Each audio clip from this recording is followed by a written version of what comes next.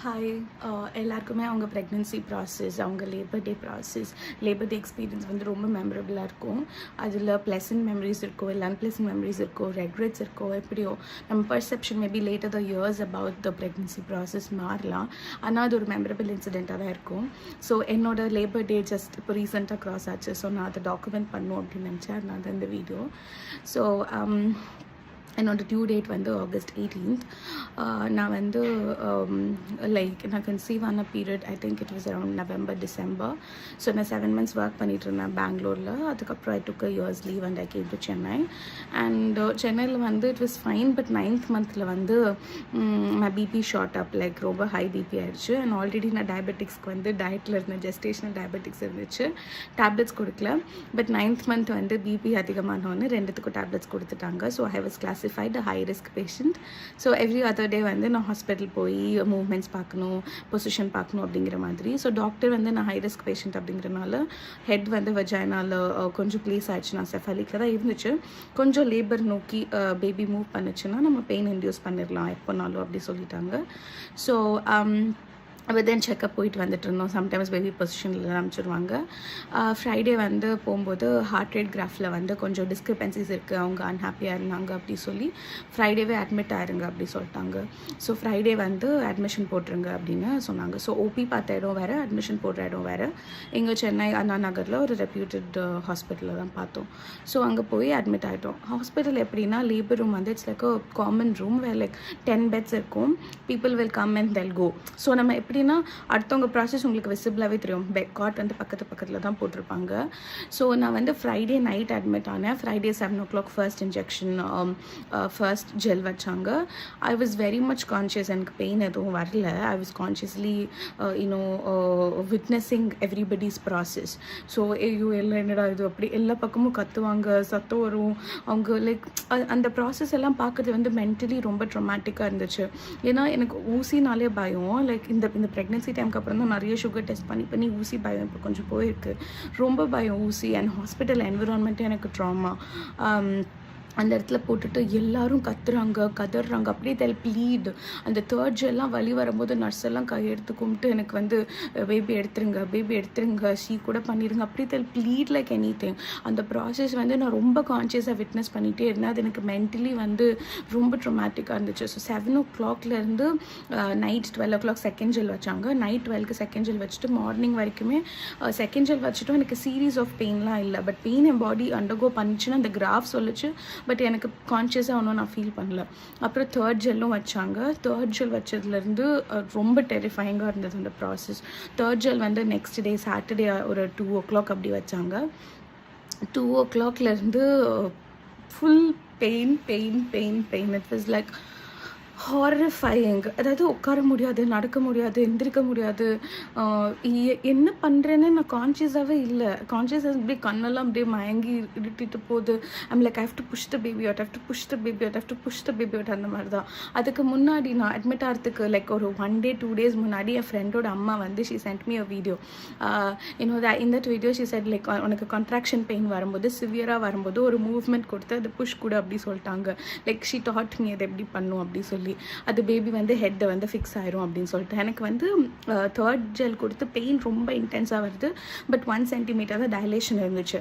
நான் வந்து கதறேன் யாராச்சும் வந்து என் கை பிடிங்க ப்ளீஸ், என்னால் முடியல. அப்படி ஒரு இது, என் ஹஸ்பண்டாச்சும் உள்ளே விடுங்க இப்படி லைக் இப்படி பைத்தியம் மாதிரி பண்ணுறேன். I know I am doing all these things. Okay, எனக்கு கான்ஷியஸாக நான் என்ன பண்ணுறேன்னு தெரியுது. பட் வலி என்னால் ஹேண்டிலே பண்ண முடியல. அவங்க எனக்கு ஃபீட்டல் ஹார்ட் ரேட் மட்டும் பார்க்கணும். அதுக்கு வயிற்றை சுற்றி ஒரு பெல்ட் கட்டுறாங்க. அந்த பெல்ட்டை என்னால் பொசிஷனில் வைக்க முடியல. நான் ஒரு ஹைலி நான் கோஆப்ரேட்டிவ் பேஷண்ட் அப்படிங்கிற மாதிரி டிக்ளேர் பண்ணிட்டாங்க. அந்த பெல்ட் வந்து எனக்கு அவ்வளோ ப்ரெஷராக இருக்குது. I feel like sitting. I am not able to lie down for a stretch because on the back வந்து it's almost like eating you raw. I don't know how to describe that pain actually. எனக்கு எப்படி describe பண்ணுறது நான் ரொம்ப நாளாக யோசிச்சுட்டே இருந்தேன். Actually எப்படி அதை வந்து சொல்கிறது, அந்த பெயினை டிஸ்கிரைப் பண்ணது is no words. It's like அப்படியே எல்லா இடத்துலையும் ரூட்ஸ் பரவும்ல குவிக்காக, அப்படியே ஒரு ரைசோம் ஸ்ட்ரக்சர் மாதிரி அந்த பின்னாடியிலேருந்து பாடி ஃபுல்லாக அந்த ரூட்ஸ் அப்படியே ஸ்ப்ரெட் ஆகி it's like holding you tight. It's like I don't know how exactly to describe it, okay? And the pinadil the pain started, and I'm losing control of myself. I'm like screaming. I feel like peeing. I feel like I don't know. There's a lot of things happening. So 5 or 6 o'clock, polar water broke, and then contractions started coming. But என்னால் அந்த heart rate அவங்க monitor பண்ணால் கோஆப்ரேட்டே பண்ண முடியல. ஏன்னா அவ்வளோ சிவியராக இருந்துச்சு pain. என்னால் சைலண்ட்டாக படுக்க முடியல. நான் மூவ் பண்ண ஹார்ட் ரேட் அந்த கிராஃப் ரொம்ப டிஸ்டர்ப்டாக காமிக்குது. And they're very unhappy with the graph. And I know இப்போ நான் அந்த கிராஃப்க்கு நான் கோஆப்ரேட் பண்ணலன்னா இமீடியட்டாக கூட்டிகிட்டு போயிடுவாங்க, பிகாஸ் தேல் think baby is under risk. But I am not able to cooperate அந்த கிராஃப் ரீட் பண்ண. It was a terrific situation. சாப்பிட முடியல, எதுவுமே பண்ண முடியல. அண்ட் லக்கிலி அந்த டே பார்த்தீங்கன்னா அட்மிட் ஆனவங்க எல்லாரும் டெலிவரி ஆகி போயிட்டாங்க. நானும் இன்னொரு லேடி மட்டும்தான் இருந்தோம். ஸோ ஸ்க்ரீன் எல்லாம் போட்டு அதிசயமாக ஹஸ்பண்ட் உள்ளே விட்டாங்க, பேசுங்க அப்படி சொல்லி. So N Kalyan game in and he was like இல்லை அவள் பெயின்லாம் தாங்க மாட்டா, எவ்வளோ நேரம் லேபர் லாஸ்ட் ஆகும்னு கேட்டதுக்கு நாளைக்கு மார்னிங் வரைக்கும், இட் வாஸ் அரௌண்ட் 10:30 அப்படி, இன்னொரு 10 hours ஆகும் அவங்களுக்கு, ஏன்னா 1 centimeter தான் டைலேட் ஆயிருக்கு அப்படி சொன்னாங்க. 10 hours அவள் தாங்க மாட்டா, பண்ணிடுங்க அப்படின்னு he started pestering people around, doctor nurse எல்லாம் பெஸ்டர் பண்ண ஆரம்பிச்சிட்டாங்க. But they were very much confident. அங்கே அந்த என்விரான்மெண்ட்டே ஒரு கான்ஃபிடென்ட் என்விரான்மெண்ட்டாக தான் இருந்துச்சு. They were monitoring the babies movements and all that, and they were very confident. So they wanted to give some time, okay? But every time when the pain came, I started pushing. I don't know if it was right thing for the baby to do. They said don't do, but there was an urge for me to push. So I felt like pushing. I gave my fullest and I kept pushing. I don't know if it's right, but I did that. So ஒரு பாயிண்ட்ல எனக்கு ஒண்ணுமே கண்ணுமனே தெரியல. All I did was push whenever I felt the pain. But pain was consistent. எல்லாருக்கும் சீரியஸா வந்துட்டு இருக்கும். But then எனக்கு ஸ்டாப்பே ஆகல ஒரு மொமெண்ட் கூட. There wasn't like normal situation. ஃபுல்லாக பெயின் அப்படியே ஒரு இன்டென்ஸோட தான் ஃபீல் பண்ணிட்டே இருந்தேன். So after a point nurse எல்லாரும் they struggled a great deal with me. And then வெளியே attenders and family, Kalyan was pestering, and it is a very hot situation. அப்புறம் லக்கிலி எப்படி அது 4 centimeter திடீர்னு டைலேட் ஆச்சுன்னு தெரியல. ஒரு 2 hours கேப், மினிமம் 2 hours கேப்பில் 1 centimeter டைலேஷன் 4 centimeter ஆச்சு. அதுக்கப்புறம் டாக்டரை கூப்பிட்டாங்க. But by the time the doctor came, I already pushed the baby like ரொம்ப ஃபோர்ஸாக புஷ் பண்ணி ஆல்மோஸ்ட் த ஹெட் கேம் அந்த விசிபிளாக, அந்த ஹேர்லைன் விசிபிளாக வந்துருச்சு. தென் தே கேவ் மீ அந்த ஹேர்லைன் வரத்துக்கு கொஞ்சம் நேரத்துக்கு மட்டும் தான் இனிமா கொடுத்துருந்தாங்க. அந்த இனிமா கொடுத்துட்டு என்னால் ஒன்றும் முடியல. ஐ ஆம் லைக் அப்படியே க்ரால் பண்ணுறதா, வாக் பண்ணுறதா, உட்காடுறதா, படுக்கிறதா, என்ன பண்ணுறதுனே தெரில. Like screaming like crazily. Like அப்படியே கத்துன்னு கத்திட்டு இருந்தேன். ஸோ அந்த ஹேர்லைன் வந்துருச்சு எனக்கு தெரியுது. அதுக்கப்புறம் எடுத்தவங்க ஸ்ட்ரெச்சரில் படுக்க சொன்னாங்க. அதுக்கப்புறம் we went to the labor room. They took me there, and in the labor room, the actual operation roomல it was like very few minutes the baby came out. உள்ள போனோன்னே they told me to put all my might in and give a very stealthy push. I did that. I was waiting for that to happen, okay? I was telling everybody I want the baby out, get the baby out of me, get the baby out of me. So I gave a proper stealthy push and the baby came out. So I heard the tears and crying sounds and all that. They showed me the organ of the baby, and later nurse போய் clean எல்லாம் பண்ணிட்டு வந்து baby face கொண்டு காமிச்சாங்க. So அதுக்கப்புறம் நான் doctor nurse கிட்டலாம் பேச ஆரம்பிச்சிட்டேன். I was like, thank you very much and sorry for the inconvenience caused. அப்படிலாம் சொல்லிட்டு I was talking when the stitches process was happening. So that's the happening, that was the action of that day. But இப்போ நான் process பண்ணும்போது, இப்போ நான் introspect பண்ணும்போது, all the experiences or all the situations I witnessed with my fellow ladies, with my fellow pregnant ladies, everybody had their own journey. ஒவ்வொருத்தவங்களுக்கு ஒரு இடத்துல complication இருந்துச்சு. எனக்கு they said the last phase of labor was quite quick, because எனக்கு நான் இருந்தது 30 hours இருந்தேன் labour ரூமில். But only after third gel my pain intensity started shooting up, and the moment it started shooting up, within few 6 to 7 hours and active labor I delivered. But there were many people who were in active labor for quite some hours, and adilande 2 days ஆயிருக்கு அந்த மாதிரிலாம் இருந்திருக்கு. So everybody's journey is different, okay? So என்ன ஆகும்னா you tend to compare. சில பேர் second பேபிக்கு வரவங்கலாம் they came and within 10 to 15 minutes அவங்க ஆல்ரெடி 3 centimeter dilationல தான் வந்திருப்பாங்க, பெயினில் தான் வந்திருப்பாங்க. They just came and they delivered. For some it was very terrifying. அவங்க அப்படியே நைட்லேருந்து they'll scream, ஒரு intense பெயினோட தான் படுத்திருப்பாங்க. It will come on and off, on and off, on and off அப்படி வந்துட்டு இருக்கும். So everybody's journey was different. Everybody's process of perception about this was different. What was my takeaway about this is, yeah, of course, when you see the baby's face, you will think all of this is worth it, but still my body trembles if I try to remember the pain. But a doctor என்கிட்ட அப்பவே சொன்னாங்க, ஸ்லோவாக இந்த memory வந்து van ஆகும் அப்படி சொல்லி.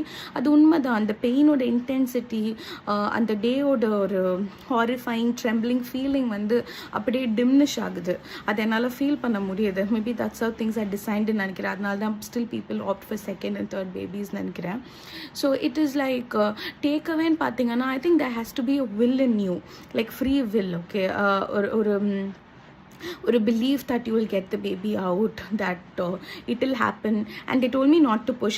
I was like praying, I know the baby will come out, I know I'll get the baby out of the normal delivery. அப்படி I just told myself, and தெரியல, நான் சொன்னனால தான் அப்படி நடந்துச்சு அப்படிலாம் தெரிஞ்சா இல்லை. ஏன்னா பிகாஸ் அந்த பெயினில் நானே வந்து I was asking them, give me epidural, take me C-section வேணும்லாம் நான் கேட்கல. Because even when Kalyan told we'll go for it, I was like, இவ்வளோ நேரம் கஷ்டப்பட்டோம், கொஞ்சம் we'll hold on அப்படி தான் சொல்லிட்டு இருந்தேன்.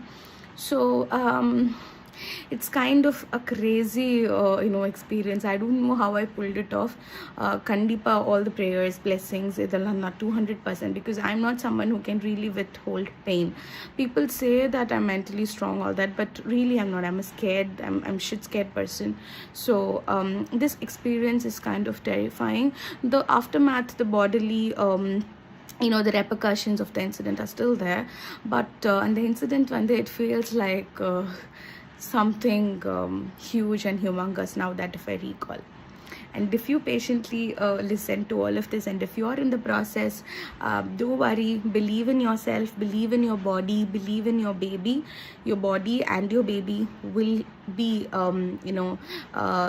sort of equipping themselves in the process. So I want you to trust your body and trust your baby. Tell your baby, tell your body, and your body already knows what to do when the time comes. So your body and your baby will definitely cooperate, and the miracle will happen. So everybody's process is different. Ellarku or unique happening இருக்கும், unique occurrence இருக்கும் இந்த labour process பற்றி. But whatever be the case, I think mentally நம்ம அந்த willpower that also plays a great role. So believe in your body and believe in your baby. I wish happy delivery, happy normal delivery to all the pregnant ladies who are already pregnant and who are planning to get pregnant. See you then.